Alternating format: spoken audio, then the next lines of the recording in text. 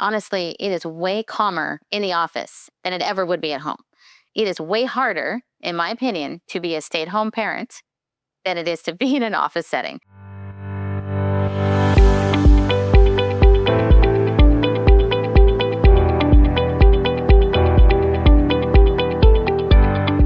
So should parents who are business owners or practice owners feel guilty for working? No, they should not. I think every mom can understand this point of mom guilt. I had mom guilt when I was still at home with my kids because I didn't take care of one kid in a certain way. Like you get guilt shamed for all sorts of things. Either being a stay-at-home mom because what else are you doing with your life?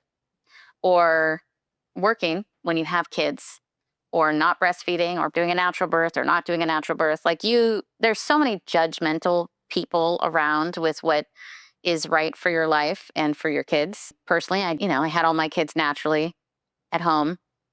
I've nursed them for almost 2 years. I worked at the business academy for a long time before I owned it, but I worked a lot of hours traveling. I mean, at one point we were traveling with 3 kids to a seminar. Brought my mom with me, and then we literally travel in an airplane for a weekend, and my mom would watch them while I'm nursing one kid pregnant with another. Anyway, so it was a crazy life then. I would say, first of all, do what's right for you and your family and be ethical and responsible for those things. So it doesn't matter what everyone else thinks about that. But I also think if the best thing for the family is for the mom to stay home or for the dad to stay home or something like that, then that's the best thing. If your situation is you need to make a lot of money because you want to have a great life, then you need to do what you need to do so that you can have the things that you need to have for your family. Right. And I remember I was content to at one point that you were working and I was at home with the kids. And I think there was 3 years that I was a stay-at-home mom, basically 2.5 years. In that time, I also had another baby. So I never had any relaxing break or anything with any of the kids. But I mean, I had 4 kids in 5 years. So it was really back to back. I'm the kind of person who always needs to do something else. So that's when I started an Amazon business from home. And, that was going okay. But I need human adult interaction, not just babies in my life. I loved the time that I got to stay with them. But I also saw that there are certain limitations to things that I could do or things that we could buy or the house we were living in or whatever. And I wanted to be part of creating the change for that. So that's when I was like, okay, it's time that I want to go back to work and create more stuff. Sure. And as the man in the household, I would support you in doing whatever you wanted to do. Mm-hmm. And I would 100% support you in staying home with the kids and doing all that you want to do with that. But I just saw that you were not happy in just doing that. And I love being with the kids. It just, I needed to have other things too. Correct. But that's not for everybody. Sometimes it is it's still crazy. Honestly, it is way calmer in the office than it ever would be at home.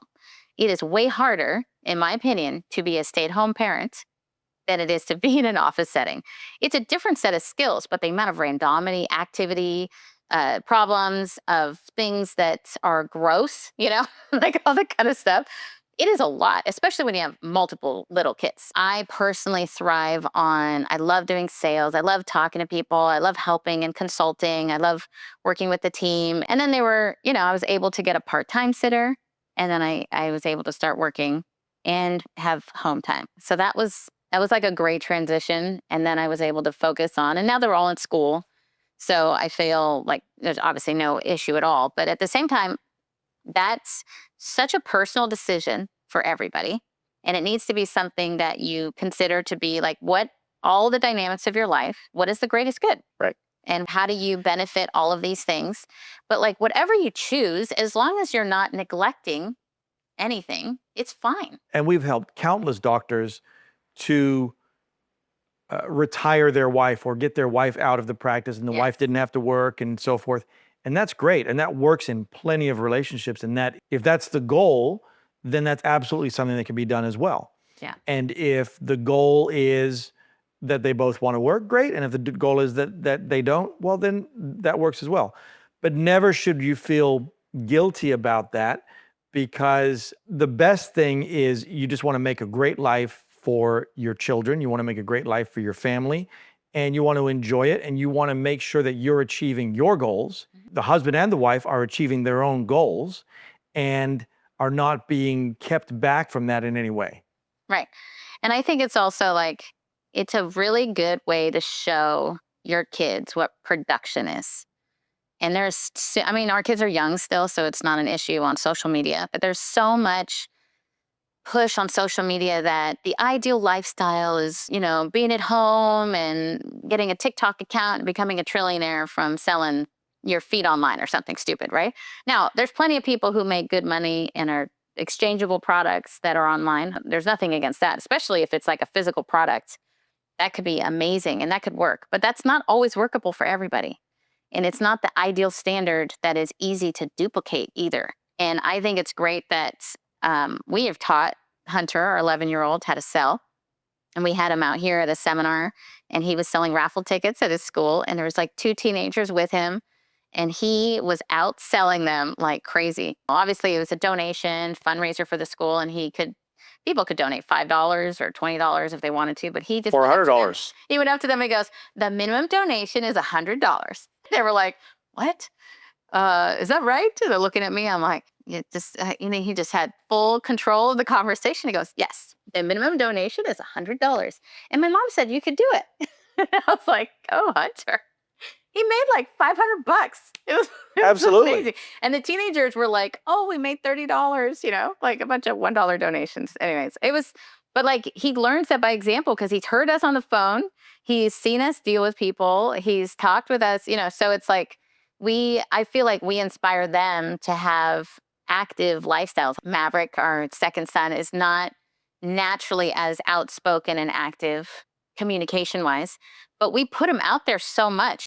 It helps. It's like that is a life skill for our kids to be able to communicate. It's absolutely a life skill. And then with that, not only does he come here, but then we went to, we were selling popcorn for the Boy Scouts, and we were sitting in front of Lowe's in the hot Florida sun for a couple of hours. Yeah. But we made $1,000 in what, 2 hours selling popcorn. It was great. Yeah, and you did this awesome setup where, because we had the 3 boys doing it. River was inside of Lowe's saying, "Go talk to my brothers outside," because he was too hot. And he was like routing them outside. Maverick was in this middle section. He goes, "Talk to my brother. He's outside about popcorn." And he had this little sign.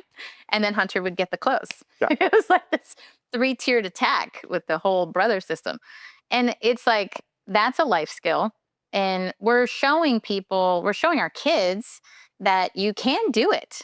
And honestly, so many of my friends are not in the same position as me that run a business and have a lot of kids. I have like a group of friends who have a lot of kids and they don't either have a job, which, I mean, having kids is a job. I'm not negating that in any way, but they don't have another position or job, or they have a more flexible work schedule. And then I have friends that have less amount of kids and have a hardcore job or something that's more time consuming outside of the home. So there's a couple that have a similar kind of life like we do. And so a lot of them ask me like, "How do you do this?" And and I just go like, it's a decision I made because I wanted to create something. And really, I love to do this. Now, if this was a job I didn't like to do, I would 1000% be home most of the time. Or, I mean, our kids are in school. I would probably work on a different thing that was more laid back because our home life is very intense, right? But I just love to do this. So I think the biggest thing is do what you love to do and find passion, because showing your kids that you follow your passion and the purpose of what you're doing is so intense and so important that organizing your life around that and putting attention on your kids and work, being present for both is so valuable for them long term also. I think we're setting a really good example for them. And they acknowledge that. They're like, "Wow, you're doing this and you helped this person." I mean, it's cool. And it's so important to have your kids be so proud of what you're doing and how we're doing that and where we go with that. And so, but having 4 kids in 5.5 years is no joke. And doing that and running a business, of course it's no joke. There's a lot that goes with that. You do what you have to do and you make it work and it's fun. Yeah, I love it.